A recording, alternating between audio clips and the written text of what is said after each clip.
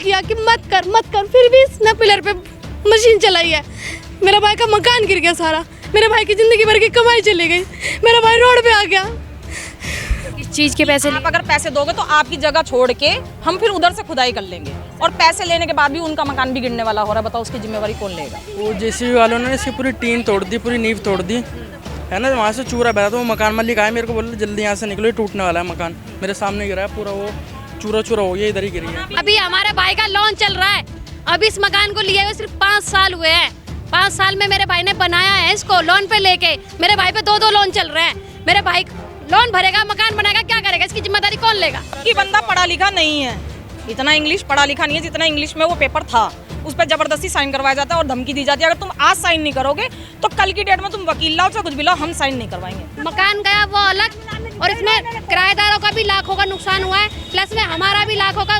इसमें 4 से 5 बाइक खड़ी थी कस्टमरों की, वो भी दब गई है इसके अंदर। आप बताओ इसकी जिम्मेवारी कौन लेता है? ये इतने बेचारे परेशान हो रहे हैं, ये सब, इनको ना खाने का, ना पीने का, ना रहने का। इतनी बारिश अगर तूफान आ जाए तो ये कहाँ जाएंगे? अब हम सब रोड पे हैं, हमारा कुछ नहीं है क्योंकि हमारे भाई का सब कुछ चला गया। हमारी ज़िंदगी हम रोड पे आके खड़े हो।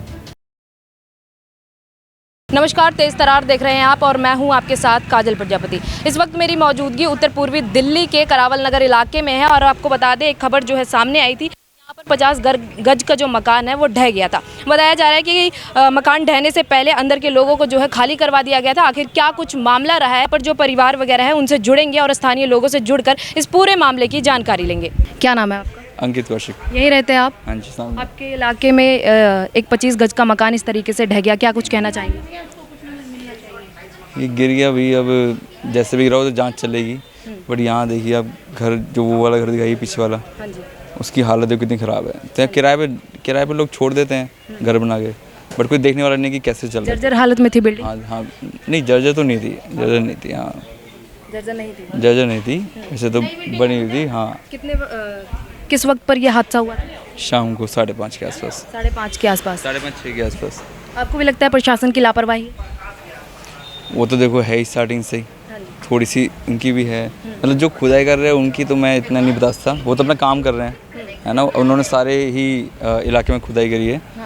हाँ, लेकिन अब मकान में क्या दिक्कत है जो भी, लेकिन गवर्नमेंट जो भी पास करती है उनको देखना चाहिए कि भाई कैसे झुकाव है, क्या है क्या नहीं है, क्यों गैप आ गया, वो सब चीज़ें। बाकी हाँ, घर तो नया बना हुआ था।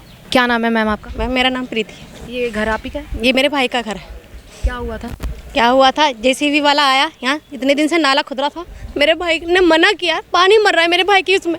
मेरे भाई ने मना किया कि मत कर, फिर भी इसने पिलर पे मशीन चलाई है।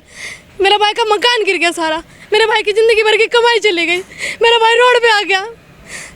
प्रशासन की लापरवाही इस तरीके से देखने को मिली है। जिस वक्त ये नाली की खुदाई हो रही थी वहाँ पर कोई और भी था जेसीबी ऑपरेटर के सिवा? कोई नहीं था, वो अकेला था, और जिसको जो चला रहा था वो भी अनाड़ी था।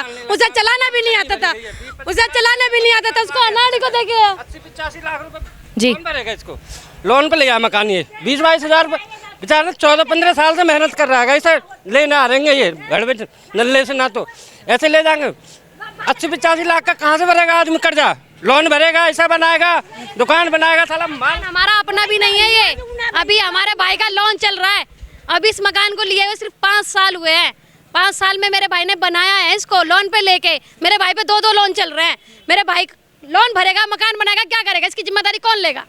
हैं, तुम यहाँ दूसरे दिन जेसीबी का मलबा उठवाओ, मलबा क्यों उठवाए हम? मलबा किस लिए उठवाए? मलबा हैं, हमारे भाई की जिंदगी भर की कमाई चली गई है, उसके बहुत बच्चे हैं रोड पे आ गए, कौन जिम्मेदारी लेगा उन सबकी? मकान जिस तरीके से ढह गया, इसमें कोई हादसा वगैरह हुआ है?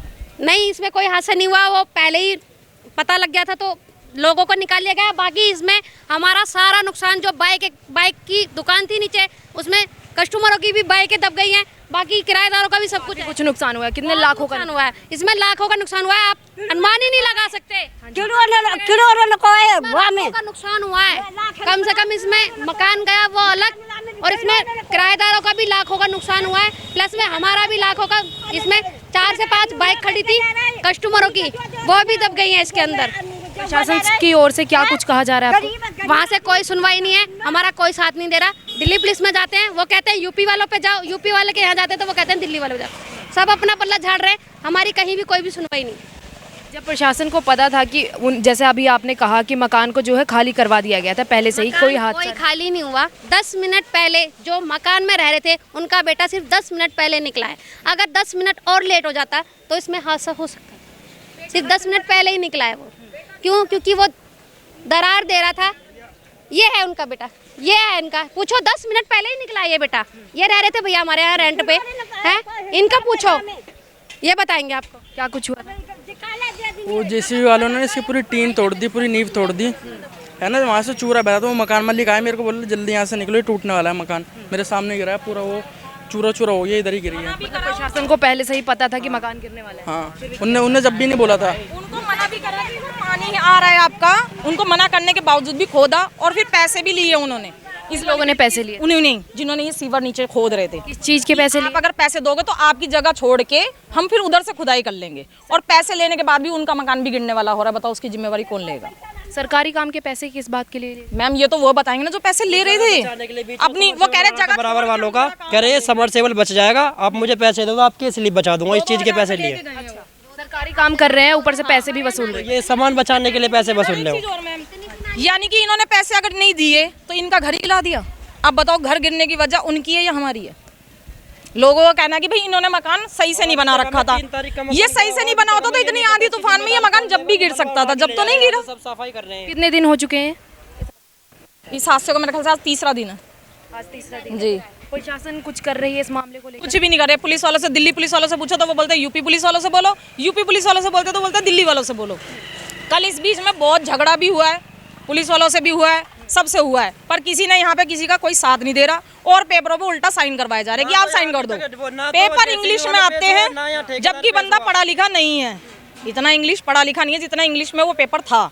उस पर जबरदस्ती साइन करवाया जाता है और धमकी दी जाती है, अगर तुम आज साइन नहीं करोगे तो कल की डेट में तुम वकील लाओ चाहे कुछ भी लाओ, हम साइन नहीं करवाएंगे। आप बताओ इसकी जिम्मेवारी कौन लेता है? ये इतने बेचारे परेशान हो रहे हैं, ये सब, इनको ना खाने का, ना पीने का, ना रहने का। इतनी बारिश अगर तूफान आ जाए तो ये कहाँ जाएंगे और किसके घर जाएंगे? लोग यहाँ कहते हैं, पुलिस वाले भी कहते हैं, सब कहते हैं कि अपने घर ले जाओ। मैं खुद किराएदार हूँ, मेरा हस्बैंड नहीं है, मैं अपने घर रख रही हूँ। मुआवजा दिया परिवार को? कुछ भी नहीं, 1 रुपए की भी मदद नहीं है। और उल्टा बोलते हैं सामान हटेगा तो अपना सामान। इसमें से क्या सामान देखें आप? देख लो खुद, क्या बिनेंगे ये, क्या बिन सकते हैं ये? करावल नगर के जो विधायक कुछ बातचीत की इस चीज़ को लेकर शिकायत? वो तो देखो वो बताएंगे, क्योंकि मैं यहाँ नहीं रहती, मैं रहती हूँ बी ब्लॉक में। मैं यहाँ इनके चक्कर में यहाँ के खड़ी हूँ क्योंकि इनको लोगों को इंसाफ मिल जाए। और यहाँ इतनी भी जनता, जितने भी आ रहे हैं जा रहे हैं, सबसे यही कहा जा रहा है कि भाई इनका साथ दो। लोग मजाक बना रहे हैं, मैंने भी वीडियो डाली है उस पर, बांग्लादेश के लोग हैं, ये लोग तो अमीर हैं, गवर्नमेंट इन्हें पैसा देगी। कोई लिख रहा है हर हर मोदी, घर घर मोदी। ये सब लिख के क्या फायदा? किसी की मदद अगर अवैध होता तो कानूनी प्रक्रिया होती। बिल्कुल कर रहे हैं मैम, आज भी गए हैं बंदे, गाजियाबाद में खड़े हैं वहाँ और यहाँ आ रहे हैं। उनने ही मुझे फ़ोन करा मेरे भाई ने कि तू जल्दी से जाके यहाँ पे देख क्या कौन सामान हटा रहा है, क्योंकि ये सामान जब तक नहीं हटेगा, जब तक साइन नहीं होएगा, इन्हें इंसाफ नहीं मिलेगा, जब तक ये सामान नहीं हटना चाहिए। लाखों का सामान जो है मलबे में दब चुका है। बिल्कुल सबका दब चुका है। बिल्कुल एक बर्तन भी अगर निकला हो तो आप देख सकते हो, कुछ भी नहीं निकला। जो पड़ा ऐसे का ऐसे पड़ा, किसी ने कुछ छुआ भी नहीं है। कपड़े वहाँ निकाल रहे थे, उन्होंने बोला ये बिल्डिंग गिर जाएगी, उन्होंने वहीं छोड़ दिए। अब बताओ, किराएदार हो गए, मकान मालिक हो गए, ये कहाँ जाएंगे? अब कितने गज का रहा होगा ये मकान? ये 25 गज का है। और अभी जो मकान मालिक है वो कहाँ पर है? वो गाजियाबाद में है। उनको बोला था SDM ऑफिस जाओ गाजियाबाद, तो वो वहाँ फंसे हुए हैं। अब उन्हें भी आने में यहाँ टाइम लगेगा ही लगेगा। उनकी सिस्टर खड़ी है, उनके भाई हो ना, भाई हैं।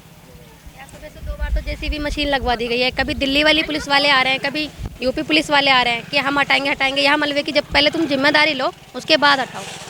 परिवार को कुछ भी मुआवजा नहीं दिया जा रहा, कोई नहीं सुनवाई? दिया गया। मुआवजा तो छोड़ो, यहाँ पे कोई सुनवाई नहीं है। पहले सुनवाई तो करो, मुआवजा तो बात की बात है, मुआवजा तो दूर की बात है। पहले इसकी सुनवाई करो, हमारे भाई की मदद करो। कुछ भी नहीं हो रहा है यहाँ पे। क्योंकि कितने सालों की कमाई जो है इस मकान में लग गई थी और एक प्रशासन की लापरवाही की वजह से इस तरीके से ये मकान ढह गया है। मेरे भाई की ज़िंदगी भर की कमाई यही है। मेरे भाई ने यही बनाया था, यही दुकान खोली थी, यही कमा के यही मकान बनाया था, जो कि अभी भी लोन पे चल रहा है। कहीं पे भी कोई भी सुनवाई नहीं है।